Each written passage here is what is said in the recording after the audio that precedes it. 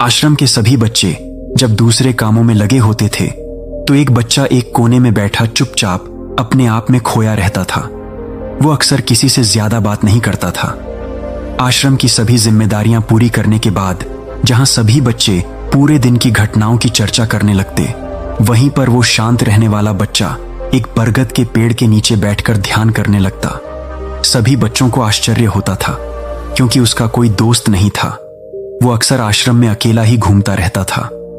ये देखकर उसके गुरु को बड़ी प्रसन्नता होती थी। उसे लगता था कि कोई तो है आश्रम में जो मौन यानी कि चुप रहने की ताकत को समझता है, उसके महत्व को समझता है। आश्रम के बारे में जब भी कोई जरूरी निर्णय लेना होता, उसकी राय जरूर लिया करते थे। लेकिन यही बात गुरुजी के एक दूसरे शिष्य को बड़ी खटकती थी। गुरुजी का प्रिय शिष्य बनना चाहता था, इसीलिए वो गुरुजी के सामने दूसरे बच्चों के कामों में कुछ ना कुछ कमियां निकलता रहता था, जिससे गुरुजी उसे महान समझने लग जाए।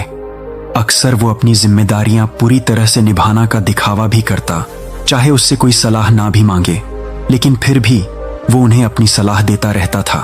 वह बहुत वाचाल शिष्य था और आश्रम के दूसरे सभी बच्चों में बहुत प्रसिद्ध भी था, क्योंकि वह सबसे हंसी मजाक करता रहता था, उनसे दिन भर बातें करता रहता था। इसीलिए उसकी सबसे दोस्ती हो गई थी। लेकिन जब आश्रम के गुरु उसके राय न लेकर दूसरे बच्चे की राय लेते थे तो यह बात उसे बड़ी खटकती थी। उसे यह लगता था कि वो उस दूसरे बच्चे से ज्यादा बुद्धिमान है, लेकिन गुरुजी फिर भी उसकी तरफदारी करते हैं। ऐसा नहीं था कि गुरुजी को उस वाचाल शिष्य के स्वभाव के बारे में पता नहीं था, लेकिन गुरुजी उसे अपने तरीके से सिख देना चाहते थे, ताकि उसकी ज्यादा बोलने की आदत, दिखावा करने की आदत, दूसरों में कमियां निकालना की आदत हमेशा हमेशा के लिए खत्म हो जाए और वो मौन रहकर ध्यान की गहराइयों को छू पाए। असल में हर गुरु की यही इच्छा होती है। वो किसी तरीके से उस वाचाल शिष्य को एहसास कराना चाहते थे कि चुप रहने से ही उस असीम सत्य को जाना जा सकता है। उस विराट का एहसास चुप होकर ही किया जा सकता है। एक दिन गुरुजी को एक तरीका सूझा। उन्होंने आश्रम के सभी बच्चों को अपने पास बुलाया और कहा कि मैं तुम सभी को दो दो हिस्सों में बांटकर अलग अलग गांव में भिक्षा मांगने के लिए भेज रहा हूं, और जो भी दो बच्चे सबसे ज्यादा भिक्षा मांग कर लाएंगे, उन दोनों को आश्रम की सभी जिम्मेदारियां निभाना का मौका दिया जाएगा। अपनी बात जारी रखते हुए गुरुजी ने बताया कि भिक्षा मांगने से हमारा अहंकार खत्म होता है, इसीलिए हर शिष्य पूरे मन से भिक्षा मांगे। कोई भी इस काम को औपचारिकता में न ले, वो अपने जीवन का बहुत बड़ा ज्ञान खो देंगे। आश्रम के गुरुजी ने जानबूझकर वाचाल शिष्य और चुप रहने वाली शिष्य की जोड़ी बना दी। वाचाल शिष्य के मन में सिर्फ एक ही बात चल रही थी कि इस बार उसे मौका मिला है और इस बार वो गुरुजी को दिखा देगा कि वो चुप रहने वाले शीशे से कितना ज्यादा प्रतिभावान है। दोनों शिष्यों ने आपस में अपनी सहमति से निर्णय लिया कि दोनों गांव के अलग अलग कोनों से भिक्षा मांगना शुरू करेंगे, ताकि भिक्षा मांगने का काम जल्दी खत्म किया जा सके। चुप रहने वाला शिष्य हर द्वार पर जाकर अपने हाथ जोड़कर अपना भिक्षा का पत्र उनके सामने कर देता। उसके चेहरे पर एक सादगी और उसकी आंखों में एक एकांत होता था, जिससे भिक्षा देने वाले उसे भिक्षा देकर अपने आप को अनुग्रहित समझते थे। वहीं पर दूसरा वाचाल शिष्य हर द्वार पर जाकर उनको कुछ ना कुछ ज्ञान देने लगता था, जिससे ज्यादातर लोग उसे बिना भिक्षा दिए ही लौटा देते थे। पूरे गांव में भिक्षा मांगकर जब दोनों गांव के बीच में मिले तो वाचाल शिष्य ने देखा कि चुप रहने वाले शिष्य के पास उससे दुगनी भिक्षा थी। यह देखकर उसे मन ही मन बहुत ठेस पहुंचा। लेकिन जब वह दोनों भिक्षा का सामान लेकर आश्रम की तरफ जा रहे थे, तब वाचाल शिष्य को एक तरकीब सूझी। उसने चुप रहने वाली शिष्य से कहा कि हमें अपनी भिक्षा एक ही थैली में डाल लेनी चाहिए। गुरुजी ने हम दोनों को एक साथ भिक्षा लाने के लिए कहा था। चुप रहने वाले शिष्य ने बिना कुछ बोले अपनी सारी भिक्षा उसके थैले में डाल दी। वाचाल शिष्य मन ही मन बहुत खुश हो रहा था कि अब गुरुजी को यह पता नहीं चलेगा कि ज्यादा भिक्षा हम में से किसने मांगी। उसे लग रहा था कि गुरुजी मुझे इससे कम प्रतिभावान समझेंगे, इसीलिए उसने ये तरकीब लगाई। सभी शिष्यों के आने के बाद संध्या के समय जब सभी की भिक्षा तौली गई तो इन दोनों शिष्यों की भिक्षा सबसे ज्यादा निकली। गुरुजी ने इन दोनों का अभिवादन करते हुए आश्रम के सभी बच्चों के सामने उनके पीठ थपथपाते हुए उन्हें मुबारकबाद दी और कहा कि मैं आश्रम का कार्यभार तुम दोनों को नहीं सौंप सकता। इससे आपसी मतभेद होने का खतरा रहता है। इसीलिए तुम दोनों में से जो ज्यादा भिक्षा लेकर आया है, आश्रम की जिम्मेदारी उसे ही सौंपी जाएगी। जब उन्होंने उनसे पूछा कि तुम में से ज्यादा भिक्षा कौन मांग कर लाया था, तो वाचाल शिष्य ने कहा कि गुरुजी, मैं इससे दुगनी भिक्षा मांग कर लाया था, लेकिन मुझसे एक गलती हो गई कि मैंने वो दोनों भिक्षा एक ही थैला में डाल दिया। मुझे नहीं पता था कि आप ऐसा निर्णय लेने वाले हैं, वरना मैं अपने भिक्षा का थैला अलग ही रखता। इस पर गुरुजी ने चुप रहने वाली शिष्य से पूछा कि क्या तुम इसके बाद से सहमत हो? क्या तुम इससे कम भिक्षा लेकर आए थे? यह सुनकर चुप रहने वाले शिष्य ने कहा कि गुरुजी, मेरे पास ऐसा कोई साधन नहीं है जिससे मैं ये साबित कर पाऊं कि मैं इससे ज्यादा भिक्षा लेकर आया था। असल में ये उल्टा बोल रहा है। दुगनी भिक्षा मैं लेकर आया था, यह मुझसे आधी भिक्षा लेकर आया था, और इसी ने ही मुझसे भिक्षा एक थैले में डालने की बात कही थी। आश्रम से कुछ दूरी पर एक पहाड़ी थी जिसके पीछे सूरज अभी अभी संध्या के समय ढल रहा था।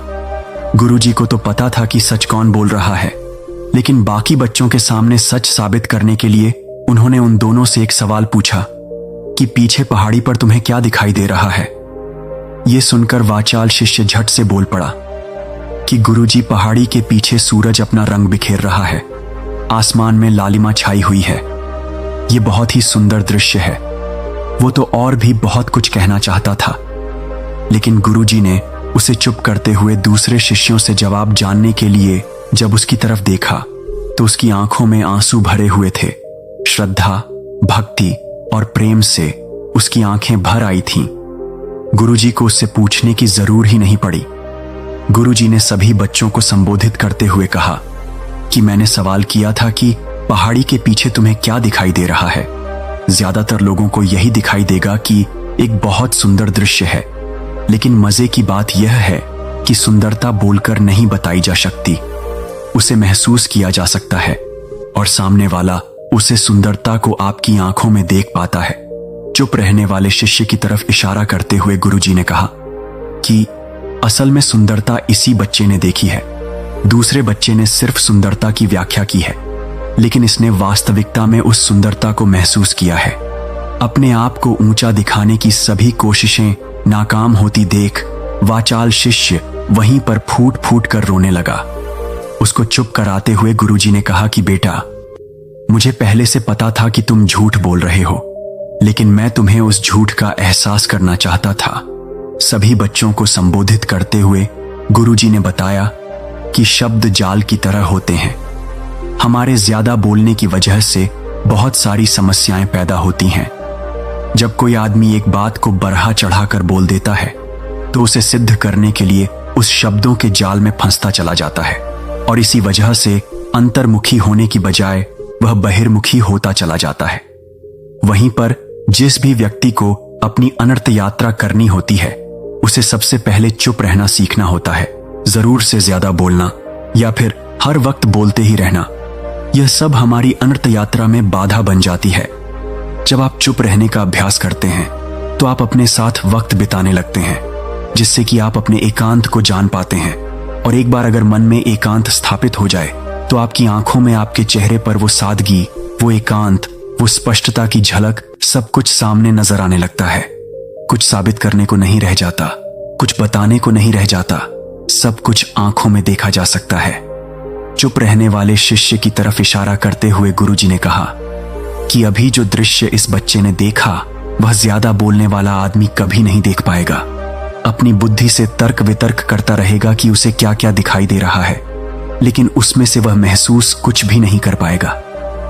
उसे दिखाई दे जाएंगे पहाड़, सूरज या फिर उसकी लालिमा, लेकिन उस सुंदरता को, उस विराट को, उस अद्वैत को कभी नहीं देख पाएगा। अगर चुप रहने की कला सीखनी है तो तुम्हें सबसे पहले एक बात ध्यान रखनी होगी कि तुम्हें किसी को भी प्रभावित करने की कोशिश नहीं करनी है। ज्यादातर लोग इसी वजह से ज्यादा बोलते हैं, क्योंकि वो दूसरों को प्रभावित करना चाहते हैं, अपने आप को साबित करना चाहते हैं, और उस साबित करने के चक्कर में वह शब्दों के जाल में फंसते चले जाते हैं, और धीरे धीरे वही उनकी आदत बन जाती है। अगर कोई व्यक्ति दूसरों को प्रभावित करना चाहता है तो कितने लोगों को प्रभावित कर पाएगा। उसकी ये भूख बढ़ती जाएगी और वही संसार में सभी को कभी भी प्रभावित नहीं कर पाएगा। इसीलिए यह समझने की बात होती है कि बहिर्मुखी होने की बजाय हम अंतर्मुखी होकर अपने आप को समझ सकते हैं। अपनी बातों को खत्म करते हुए गुरुजी ने अपना आखिरी संदेश दिया। उन्होंने बताया कि अगर कोई व्यक्ति ज्यादा समय तक चुप नहीं रह सकता तो उसे थोड़े समय से अभ्यास करना चाहिए। दृढ़ संकल्प लेकर किसी व्रत की भांति जीवन में कुछ समय या फिर हफ्ते में कुछ समय या फिर एक दिन चुप रहने का अभ्यास जरूर किया जाना चाहिए। इससे हमारी चुप रहने की आदत धीरे धीरे खुद ब खुद पनपन लगती है, क्योंकि एक बार जब हम चुप रहने लगते हैं तो हमें चुप रहने का आनंद पता चल जाता है। उसके बाद हमें प्रयास नहीं करना पड़ता, बल्कि हमारा मन आनंद की तरफ अपने आप बढ़ता चला जाता है। चुप रहने की कला सीखने के बाद आपकी बुद्धिमानी और आपकी स्पष्ट दोनों में बहुत ज्यादा फायदा होगा। वास्तविकता में जिसे दर्शन कहते हैं वो मौन रहकर ही किया जा सकता है। इसके बाद सभी बच्चों से कुछ समय चुप रहने का संकल्प लेकर गुरुजी ने अपनी बात खत्म कर दी और सभी बच्चे रात्रि का भोजन करने के लिए एक साथ भोजन कक्षा में पहुंच गए। तो दोस्तों, कैसी लगी ये कहानी आपको कमेंट में जरूर बताना, और अच्छी लगी तो इस चैनल को सब्सक्राइब जरूर कर लेना। तो मिलते हैं किसी अगली कहानी में, तब तक के लिए अपना ख्याल रखें। धन्यवाद।